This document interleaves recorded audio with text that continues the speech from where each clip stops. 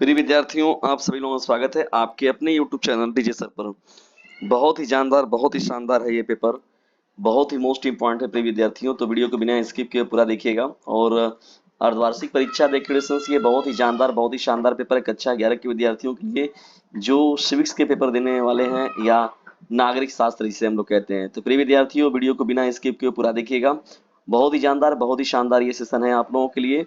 चलिए स्टार्ट करते हैं इसको हम लोग, ठीक है ना। नागरिक शास्त्र कक्षा 11 के विद्यार्थियों के लिए अर्धवार्षिक परीक्षा का ये मोस्ट इंपॉर्टेंट पेपर है। फिर विद्यार्थियों देखिए, जब बढ़ते हैं यहाँ पर हम लोग तो पहले बहुविकल्पी प्रश्नों की श्रृंखला में पढ़ते हैं। देखिए पहला प्रश्न क्या है, संविधान के द्वारा नागरिकों को प्रदत्त मौलिक अधिकारों की संख्या कितनी है?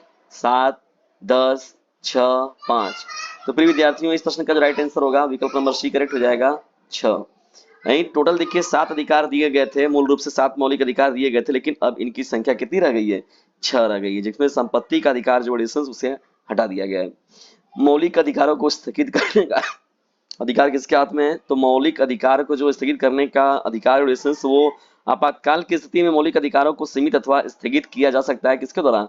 राष्ट्रपति जी के द्वारा किया जा सकता है ना। राष्ट्रपति के हाथ में ये पावर दी गई है, ठीक है। तो ऐसी परिस्थिति आती है तो ये क्या होगा, रद्द कर दिया जाता है उस परिस्थिति में जितने भी मौलिक अधिकार होते हैं।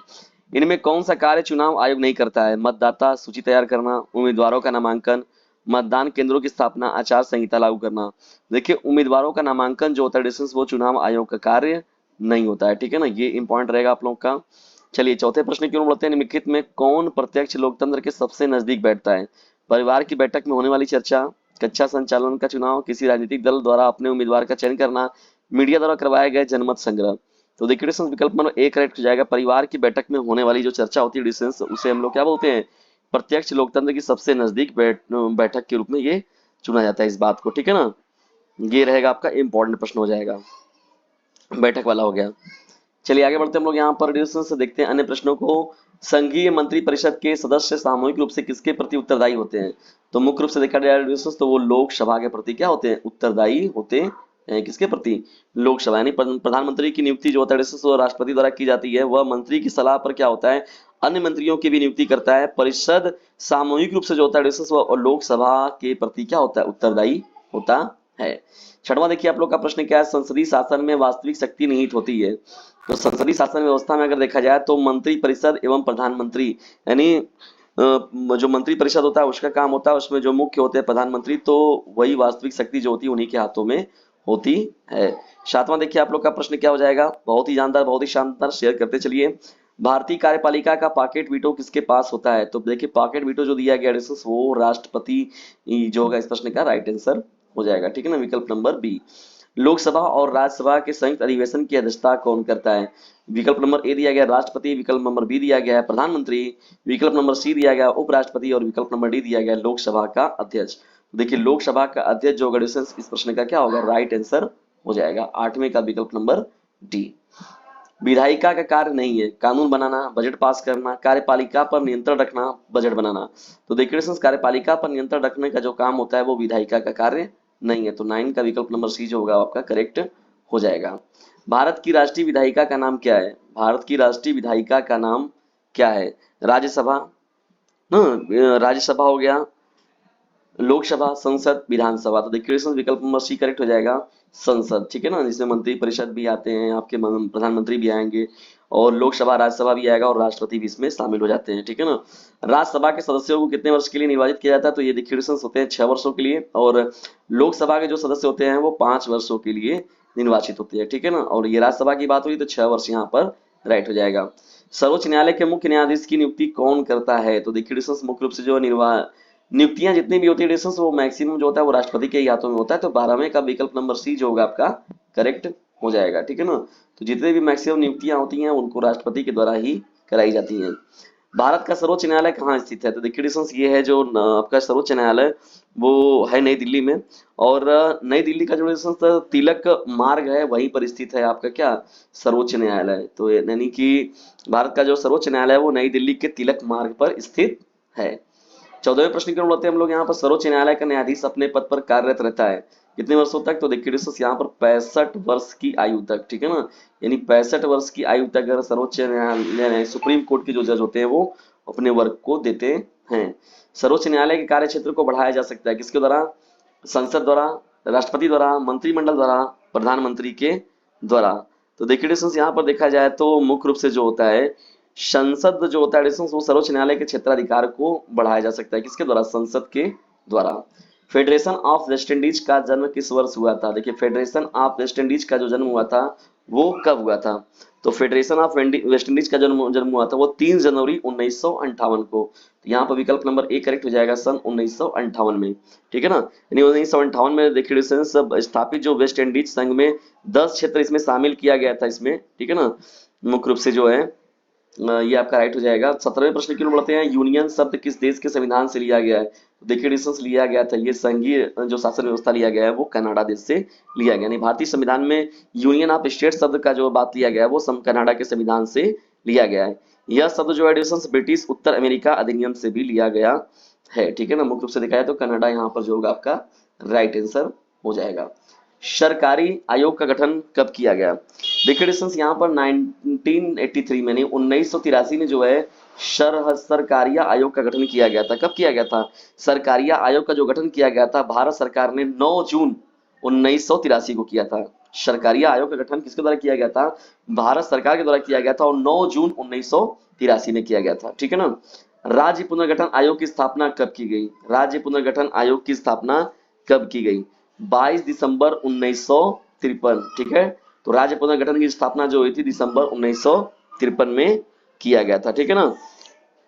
और ये जो मुख्य रूप से न्यायाधीश जो थे फजल अली की अध्यक्षता में एक पुनर्गठन किया गया था डिस्टेंस, ठीक है ना, महत्वपूर्ण रूप से रहेगा आपका ये पॉइंट रहेगा आप लोगों का। चलिए आगे बढ़ते हैं हम लोग। यहाँ पर इस अनुच्छेद के द्वारा जम्मू कश्मीर को विशिष्ट स्थिति प्रदान की गई थी, तो देखिए डिस्टेंस जो है यहाँ पर अनुच्छेद 370 यानी 5 अगस्त 2019 को भारत सरकार ने जम्मू कश्मीर को भारतीय संविधान के अनुच्छेद 370 के तहत दी गई विशेष स्थिति या सीमित स्वायत्तता को रद्द कर दिया, यानी 370 को जो है समाप्त कर दिया गया, ठीक है ना। ये बहुत बड़ी उपलब्धि एक तरीके से देखा जाए तो मुख्य रूप से जो है भारत सरकार को प्राप्त हुई अनुच्छेद 370 को हटाने का। 21वां देखिए प्रश्न क्या, निम्नलिखित में से कौन सा विषय संघ सूची में सम्मिलित नहीं किया गया है, तो देखिए डिस्टेंस यहाँ पर जो है शिक्षा हो गया, कानून व्यवस्था हो गया, वन हो गया, ये विषय संघ जो होते हैं वो संघ सूची में शामिल नहीं किए जाते। तो यहाँ विकल्प नंबर डी जो होगा यहाँ पर आपका इसमें राइट रहेगा, ठीक है प्रिय विद्यार्थियों।